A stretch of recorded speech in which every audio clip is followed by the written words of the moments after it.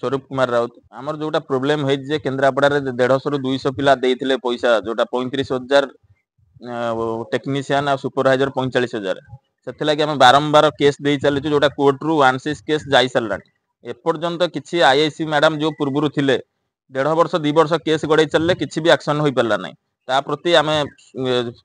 मुख्यमंत्री ठारू आरंभ करी आम समस्त चिट्ठी दबार व्यस्त रही एबे भी आगुक मध्य लक्ष्य रही आम प्रधानमंत्री की चिट्ठी देवाक जाऊँ आबे जी नुआ आईआईसी मैडम जॉइन कर मु तो आपको देखुची मुझे गोटे मास 2 मास व्यस्त रोची काम किंतु काम करी देखाइबी किंतु केबे करूचंती ता देखिया बाकी रहिला को कंपनी रे अपन पैसा दे आमे पैसा देथिले 1-to-1 कंसल्टेंट प्राइवेट लिमिटेड और Raghav market solution private limited केते केते केबे घटना घटना हे गलानी 2022 21 2022 रो घटना केते जण पिला देथिला मो थ्रो रे मिनिमम 150 ରୁ 200 पिला देथिले ऑनलाइन ना कैश देथिले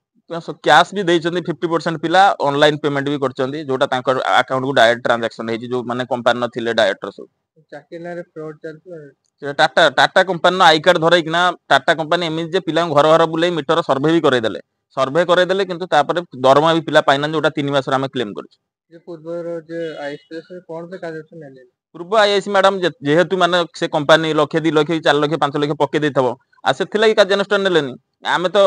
देजु केस हमर 20 लाख 30 लाख रो केस पड़िछि जोटा हमर केन्द्रापड़ा रो अपने 6 मास ला गांव को जाय पना तक लागि जोटा 6 मास हम मु जाई नथिली एथि लागि जाई नथिली मिछ केस फॉल्स केस मारुथिले सेथि लागि मु 6 मास हम जाई नथिली